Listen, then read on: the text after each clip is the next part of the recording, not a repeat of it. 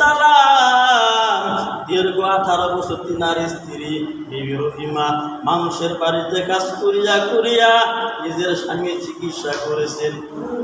এমন বিবি পাওয়া যাবে খুব কম। বিবি রহিমা মানুষের বাড়িতে কাজ করিয়া করিয়া স্বামী চিকিৎসা করেছেন, খানার ব্যবস্থা করেছেন 18 বছর। কিন্তু এমন সময় আসতেছে বিবি রহিমার অবস্থা জানতে পারলো যে আইয়ুবের এই রূপ, এই জন্য বিবি রহিমাকে কেউ কাজে নেই না, দূরে সরাইয়া দেয়। এইভাবে খানা নাই, চিকিৎসাও নাই। বিবি রহিমা একদিন নিজের চুল আগেই বিক্রি করেন না, দেন নাই, কাজের জন্য গিয়েছিলেন। কিন্তু ওই মহিলা বলতেছে তোমার চুলগুলো লম্বা লম্বা, তোমার চুলগুলো যদি আমার কেটে দাও তাহলে আমি তোমার কিছু খানা দেবো, টাকা দেব। বিবি রহিমা স্বামীর মায়ায় নিজের চুলগুলো কাটিয়া দিলেন। দেওয়ার পরে দিক দিয়া শয়তান গিয়া আইয়ুব আলাইহিস সালামকে বলতেছে আইয়ুব তোমার বিবি রহিমা মানুষের বাড়িতে গিয়া চুরি করে এই জন্য তার চুল কেটে দিয়েছে। আইয়ুব আলাইহিস সালামের কাছে গিয়ে প্যাঁচ লাগাইল। এদিক দিয়া শয়তান আবার প্রতিমধ্যে বিবি রহিমাকে বলতেছে বিবি রহিমা আমি তোমার কিছু চিকিৎসার জন্য ঔষধ দিতেছি, আমি বড় মুখলিস মানুষ, আইয়ুবের আনুগত্য আমি শুনছি আইয়ুব নাকি অসুস্থ, তুমি কিছু গুস্ত নাও, কিছু পানি নাও, এগুলো আইয়ুবকে খাওয়াবে, দেখবা আইয়ুব সুস্থ হয়ে যাবে। গুস্ত আর পানি নিয়া হযরত আইয়ুব নবীর কাছে গেলেন।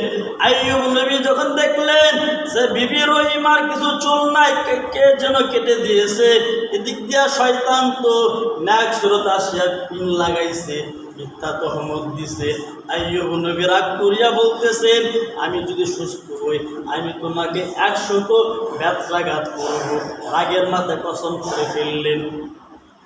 এরপরে বলতেছেন ও আমার প্রাণের স্বামী আমি আপনার জন্য কিছু ঔষধ নিয়ে আসছি। বলে কোথায় থেকে নিয়ে আসলা? প্রতিমধ্যে এক দরবেশ আপনার জন্য ঔষধ দিয়েছি। ওই গুস্ত আর পানি আইয়ুব নবীর মাথার কাছে রাখছেন, খাইলেন না, রেখে দিলেন।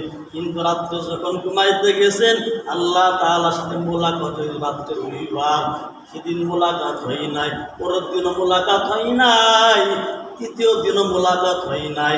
আল্লাহ তাআলার কাছে আইয়ুব আলাইহিস সালাম দোয়া করে আল্লাহ প্রতিদিন তুমি আমার মোলাকাত দাও, দেখা দাও, আজকে কেন মোলাকাত দিলা না? আল্লাহ তাআলা ফেরেশতারে পাঠায় দিলেন, জিবরাইলকে বললেন ও জিবরাইল যায় শোনায় দাও তোমার পাশেই যে বিবি রহিমা ঔষধ নিয়েছে, ওটা গুস্তনটা হলো, ওইটা হলো ওই যে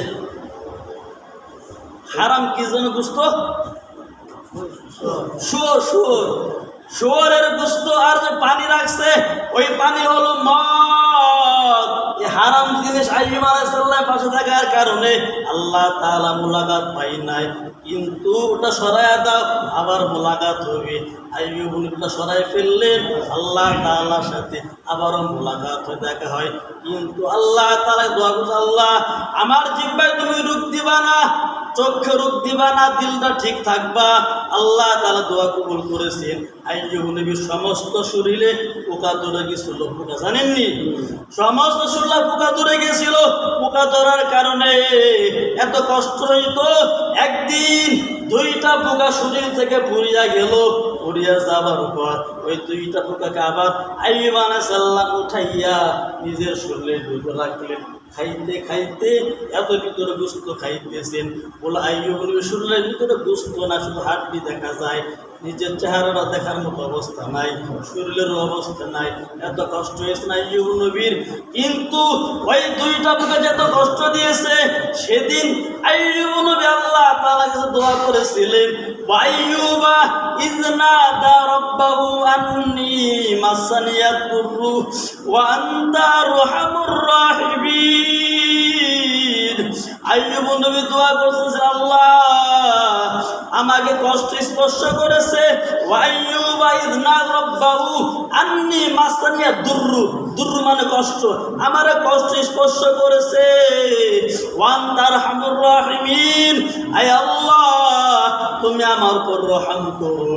এমন দোয়া করার কারণে আল্লাহ তাআলা আইয়ুব আলাইহিস সালামের দোয়া কবুল করলেন। আল্লাহ জানাই দিলেন ওয়ান্তা রাহমুর রহিমিন ফাস্তাজাবনা লাহু, আমি আইয়ুবের দোয়া কবুল করলাম।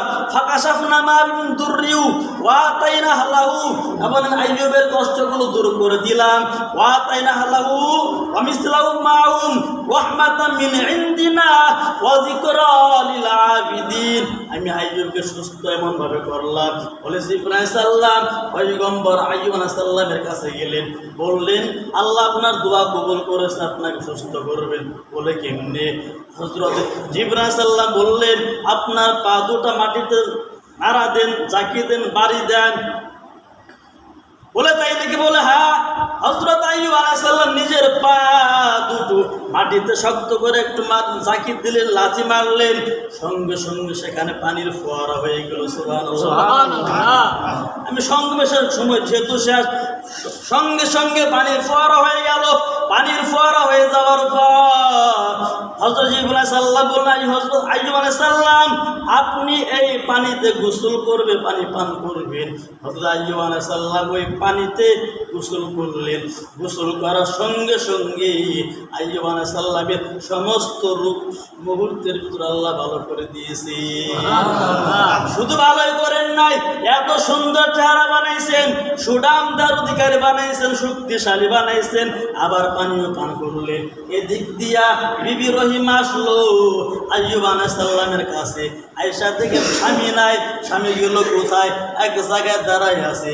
বিবি রহিমা বলতেছেন আমার স্বামীকে বুঝি বাঘে খেয়ে ফেলেছেন, বড় চিন্তা, আমি কেন কাজে গেলাম?